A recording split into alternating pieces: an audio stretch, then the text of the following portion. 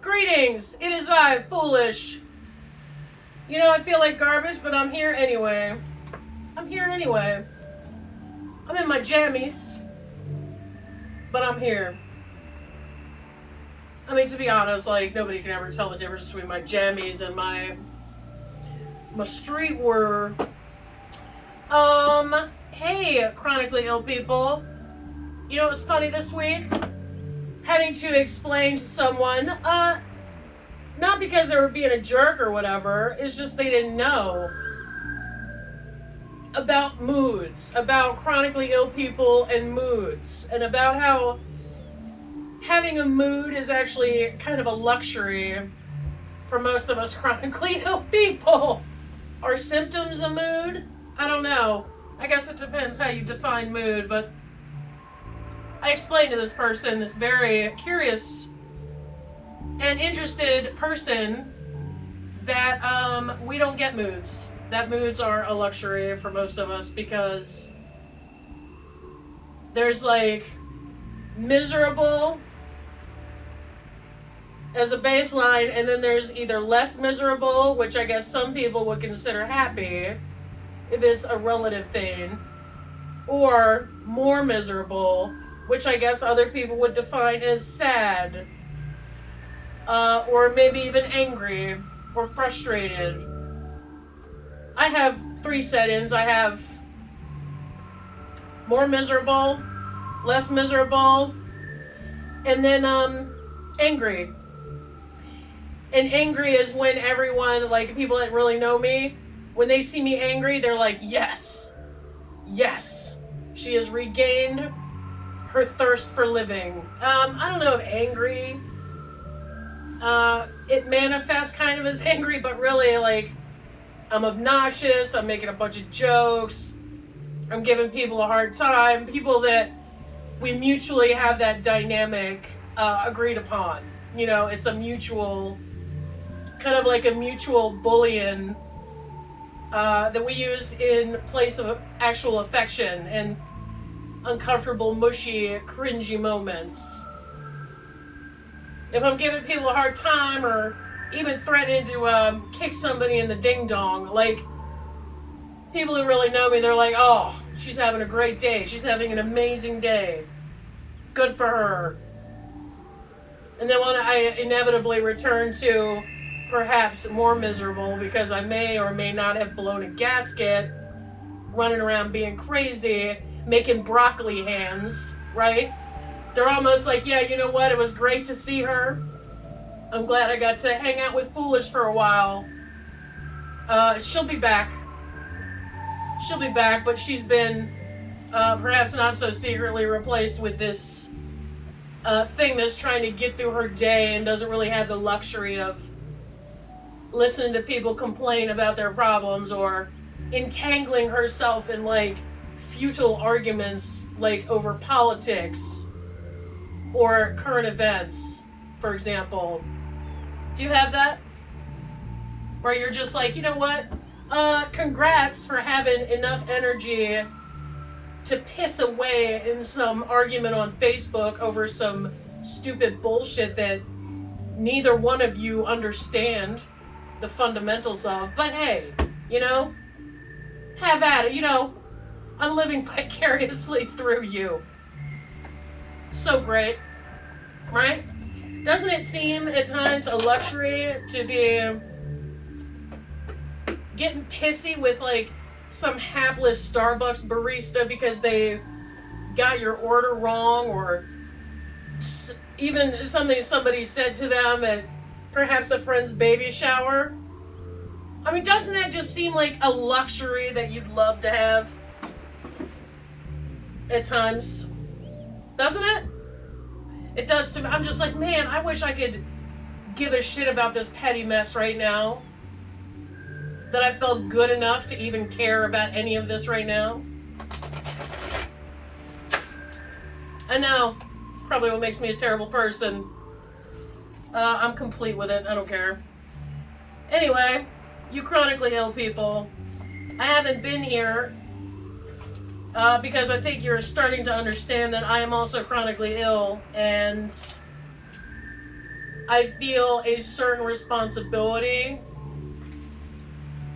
I don't fake the funk. I'm not here to be a highly polished YouTube creator like what appears in my email box once a week. Them trying to get me to adhere to the social conventions of the man, right?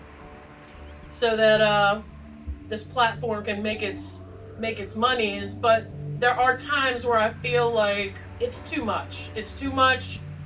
I can't do it. I need to get myself together, and then I'll be back. But the great thing about all of these chronically ill readings is that they are, as Denise over Spiritual Growth Tarot would say, they're timeless. Great thing about chronic illness is you'll get plenty of practice at it. Dark Goddess Tarot, which that is your name, out of nothing but respect, because I feel like, what'd she say? Oh my God. We'll just, I feel like even if you're male, because I mean, who cares, right? I feel like Dark Goddess is the closest deck I've gotten to where we can receive messages even if we're in the abyss, okay? I'm at odds with other readers often, and it's not that I argue with them or whatever. They're on their path and I'm on my path, but I notice that I'm probably not going to be ultra popular, and that's not why I'm here. I'm here to be a bridge between people who are regularly in very dark places, and to translate through my own experience and through perhaps even just translation of someone else's message, so that a person, a fellow Abyssian, can hear what I'm saying. I don't get a lot from people telling me to raise my vibration when I've just spent 2.5 days trying to get out of bed, and now all of the shit in my house is backed up, like my laundry. I had a ton of errands I needed to do and couldn't. I could just get through my day, go home, and go to bed. That's all I could do. In fact, that's more than I expected to get done. Honestly, is just making it through the day. Dark Goddess understands this. Dark Goddess is here for us, the Abyssians, the people that are living through our trauma right now, physical trauma, emotional trauma from that physical trauma. We are in our trauma right now. And messages like love yourself, we can receive later, and we'll understand what we heard now, where we are right now. Not a lot of those messages are going to get through to us. And I know that. I know that. I've spent a lifetime. I'm certified in the abyss. I'm certified. Certified Abyssian. That's what drove me to this, to make this channel. I mean, what are the angry bitches and bastards supposed to do with many of the ways that the spiritual community uses language? Did you see that just hiding there, just trying to make a run for it? I saw you. A lot of the messages that you hear in the spiritual and the healing communities are from people that have either gotten themselves out of the abyss and haven't visited it in a while. Okay? And that's amazing. I love that. Not everybody has to be miserable. I don't think that's a fair standard. They have wisdom. But it might be wisdom that you cannot hear while you're down in the shit. That's what I'm here for. Hello from the gutter, to quote Overkill. Hello from the gutter. You. I saw you. I saw you. Alright. Dark Goddess, what can we tell these people? People that might be in some of the worst times of their lives right now. We're here for you, man. Dark Goddess and I are here for you. Gentle language. I mean, the spiritual community, especially people who have been in it for a long time, perhaps have studied for years and years, Denise, Notorious SGT. She's taken decades worth of healing classes and stuff, okay? Tarot classes and astrology. Like, she has put her time in. It's amazing that her language still reached me, but I think it's because of where she's been, and I'm not going to speak for her, but I want to be that for people who are down in the shit. I want to be that bridge. She told me that I'm a bridge. She's done 2 readings on me so far. She told me that that's my job here, and that's what I'm here to do. We're going to do it, and that's fun. Okay, that's funny. Dark Goddess gave us our cards. Let's just get in it. Please comment below whether this even makes any sense to you at all. Please. I do have one suggestion for you, and it just occurred to me as I was like coming down here. When I'm just trying to get through my day because I'm having symptoms, and then I'm frustrated, or like some things are happening. Like, I poured a drink the other night, and I remember pouring it, but then after that it just disappeared. I can't remember where it went. I was tearing the house up looking for it. I was crying because I just kept getting more and more afraid of, like, is this the beginning of the end of my cognitive abilities? We never found it. Even Mr. Foolish, we put an APB out on that drink, and we never found it. And in fact, I'm not even sure we found the cup, so who knows where it is right now. With that kind of stuff, that can really, it's hard not to get into a tailspin, especially if your cognitive ability is really important to you. I was talking to a caregiver a few weeks ago, and her mom has dementia, and my friend's brother had died 2 years ago, and her mom forgets that over and over, so she has to keep explaining to her mom that her son died every time she sees her. That terrifies me. So when I have stuff like I pour a cup and then I can't find the drink and it's just gone, never to be seen again, that kind of stuff can send you into a tailspin. And I'm here for the people that are in a tailspin, or have just come out of one, or let you know that I understand your tailspin, I guess. But I had an idea for moments like those, when you're in a tailspin, you're angry, you're frustrated, you're sad, you're depressed, you're feeling the lower emotions, you know, where we are, chronically ill people, that's a luxury to label it that way. Some of us have to put up with that on a regular basis. And you adapt to things, because that's what the human does, is just adapt. I had this idea that, you know, the normal, healthy people running around living their lives, they have a place that they go to meditate, to be still, and that's awesome, because I think I think you have to work with what you got, okay? If you're a person that has seen minimal, horrible things, that's awesome, because then you can talk to people that are like you in that way. You can identify with that group of people. We all need a group. Even people like me are just pulling up in my basement talking to my phone right now. But I'm talking to you.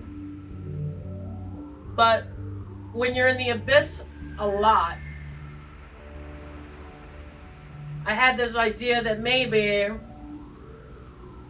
it's a good idea to have like an area you go to when you are feeling the most,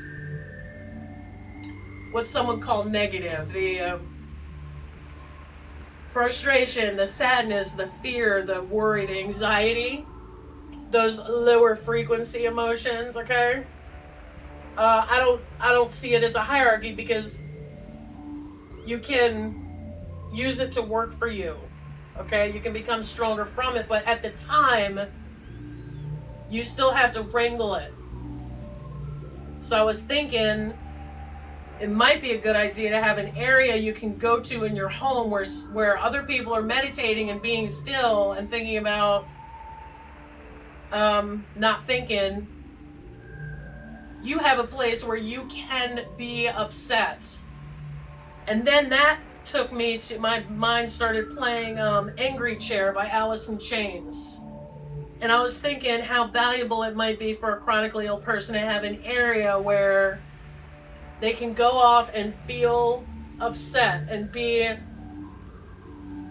in the abyss, away from their regular living areas. Now, I realize that some of you may be feeling that way so often that it's like you'd be in that room all the time. But would you, though? I feel like even if you spent like entire days in that room because you're in the abyss, just the simple awareness of it may get you a little bit of detachment that can provide relief, okay? It's not going to map the human genome. It's not going to cure cancer. It may not even raise your vibration. But what it can do is just give you some relief and let you get at least a little spongy again. That's the idea I came up with.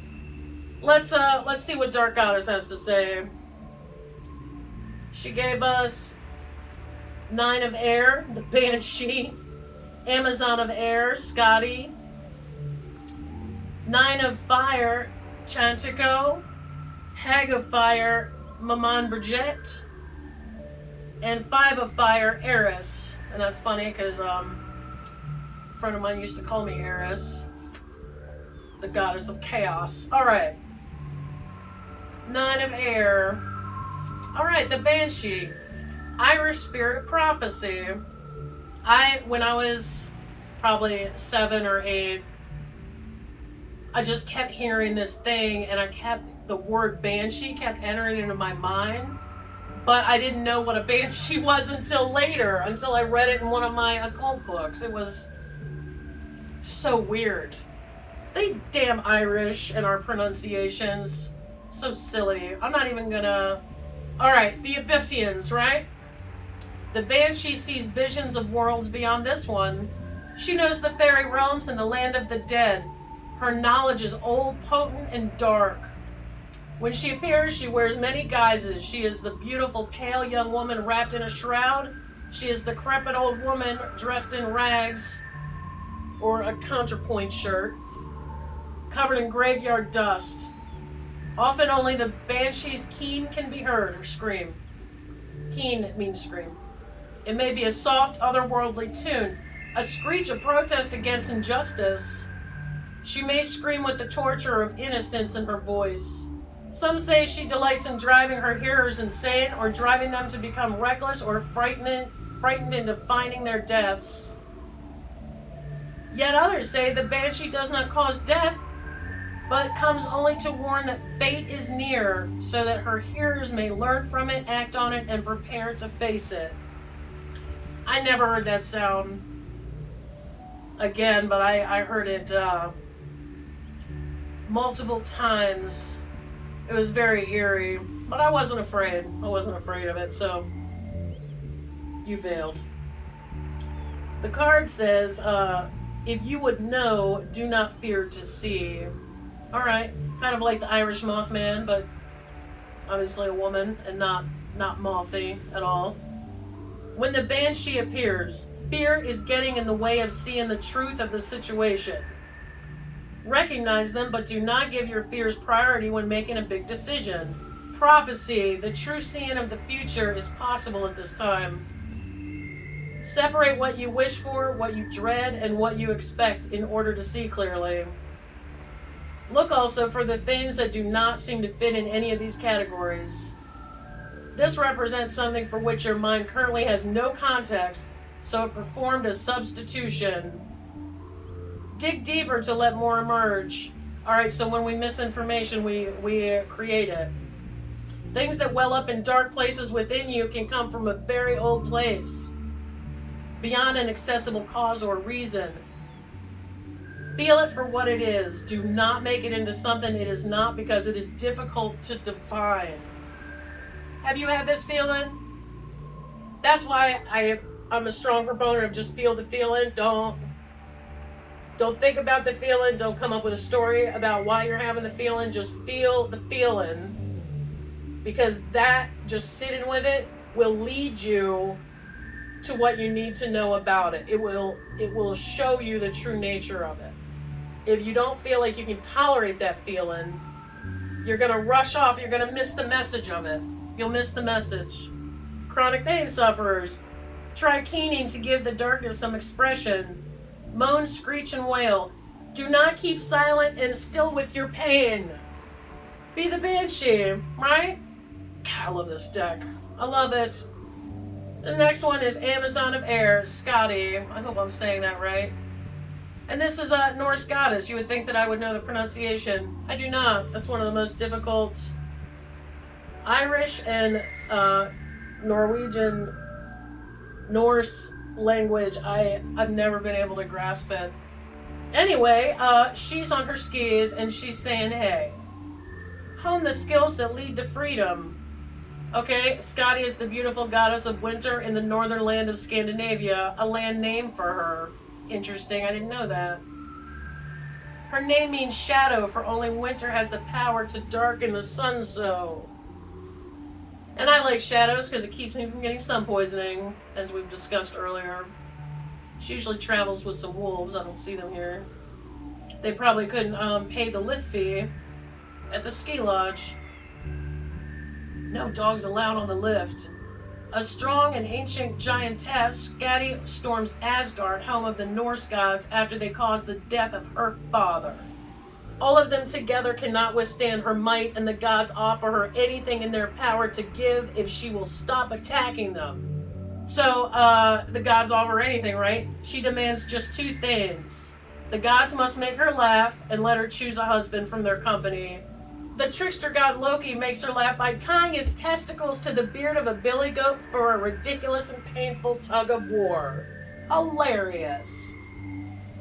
She chooses, spoiler alert, she chooses Njord. Ocean god Njord. She's unhappy, so she takes, they do a timeshare of the mountains and the shore. And then finally they just break up, like, this ain't working for me. You know? I love my snow. And then she finds a new dude, the god of winter, Ule.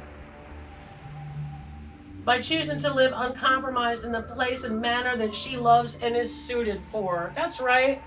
When Scotty appears, independence requires authenticity, not isolation. You can be authentic in your isolation, however, you chronically ill. Yet, being self-sufficient keeps you true. There is joy in discovering how capable you can become. Agreed. You'd be surprised what just a few rehab exercises can do in a few weeks. You may not be able to cure yourself completely, but you can make yourself less miserable. Stand up for what you believe in. Believe in yourself most of all. Believe in your rights and your right to a life of your choosing. Believe in your value. Believe in your ability to make change happen. Seeing clearly what is not going to work for you can save you a lot of time. Say no to a proposition that takes you completely out of your element and away from your sources of strength. A singular challenge is one thing, an endless struggle is another. Can I get an amen from the chronically ill?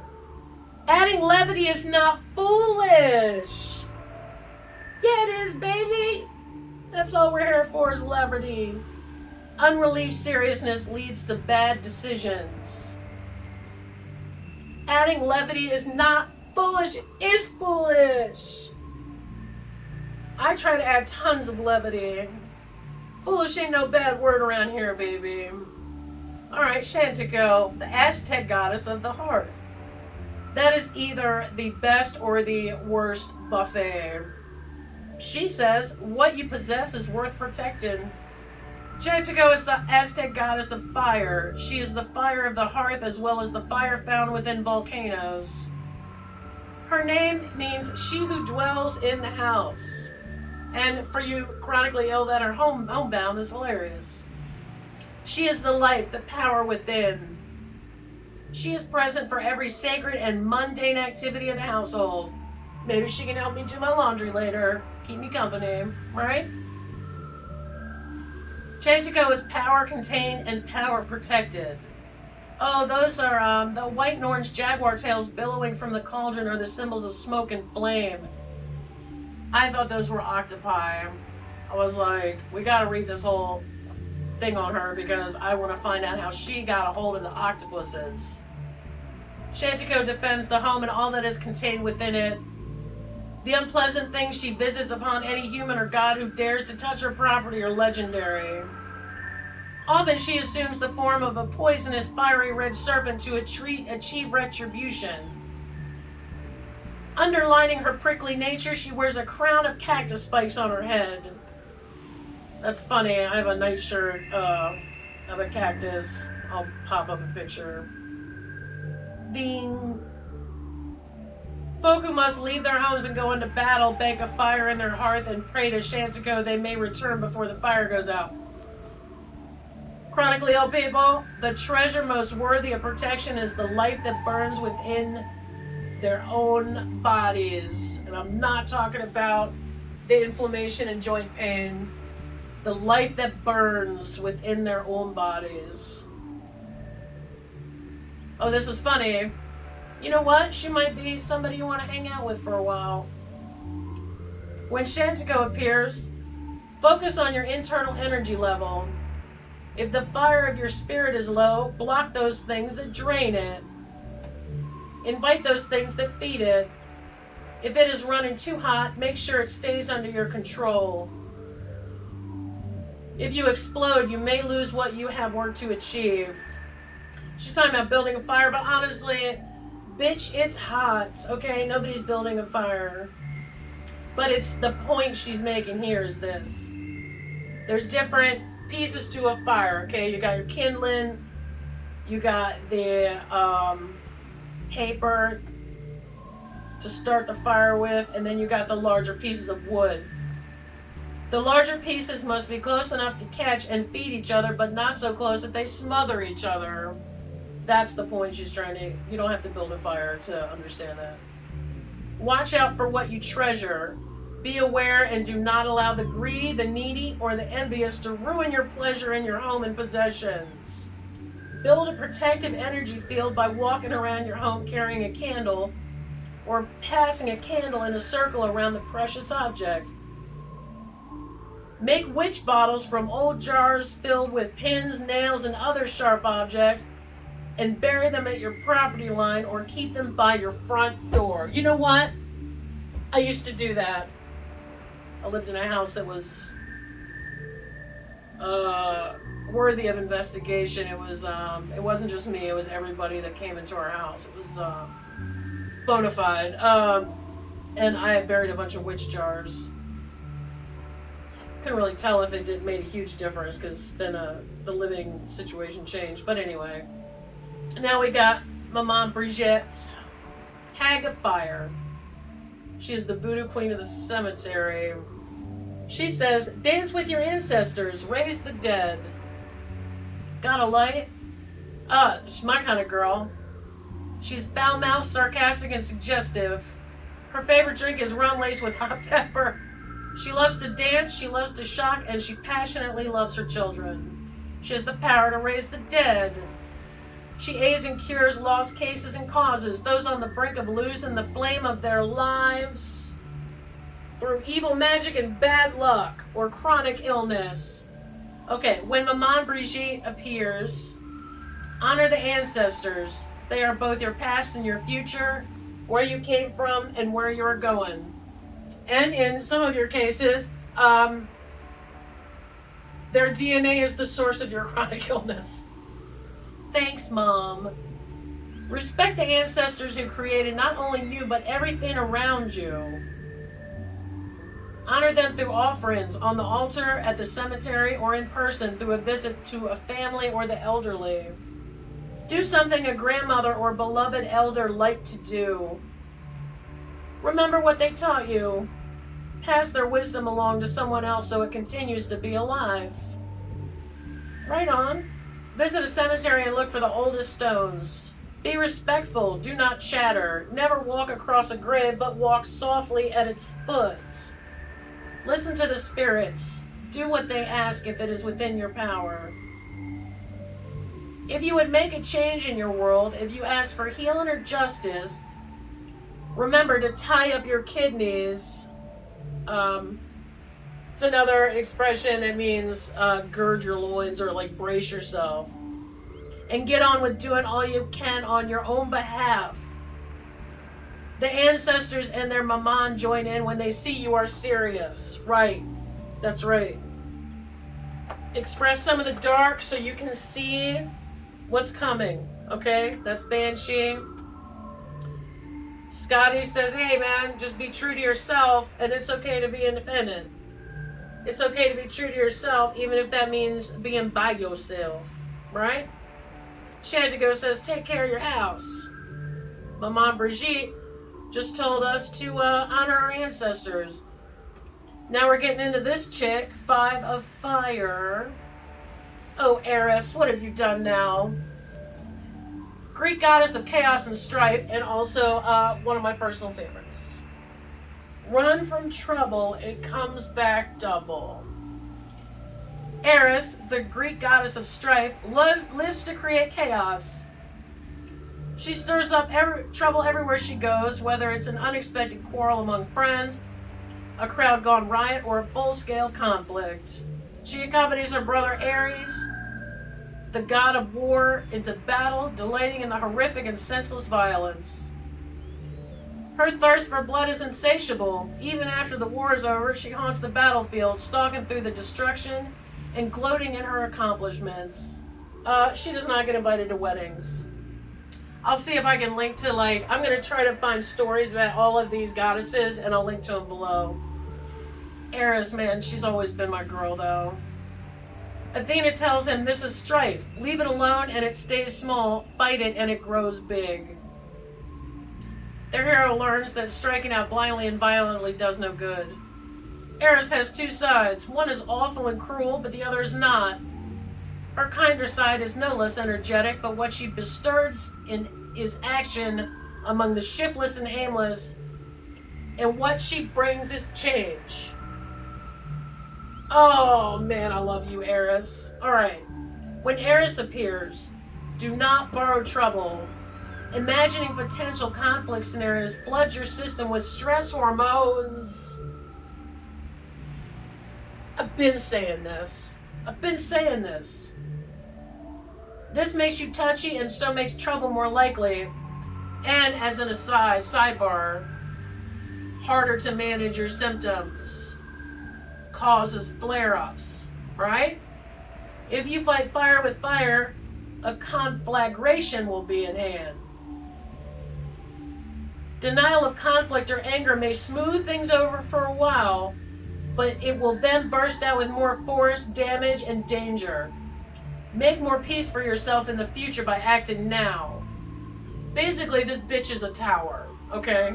Rage cannot be reasoned with, but it may be deflected.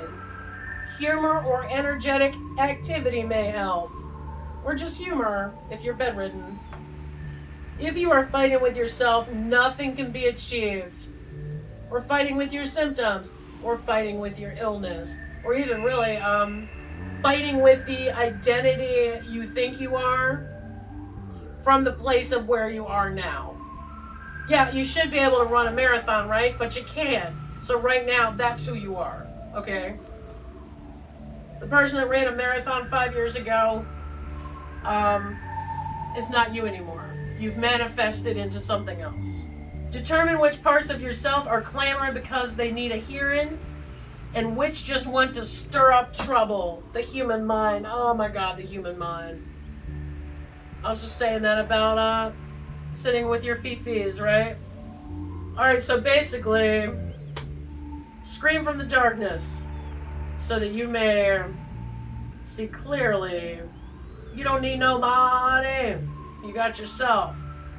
Chanchico also backs that up, says, the fire of your life is the most precious treasure that you have. Brigitte says, hey man, we're all gonna die one day.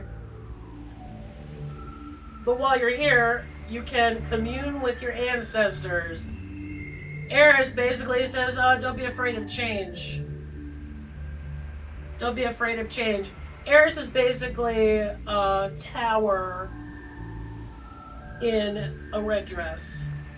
Thank you for joining me, Chronically Ill, and I will see you at another time.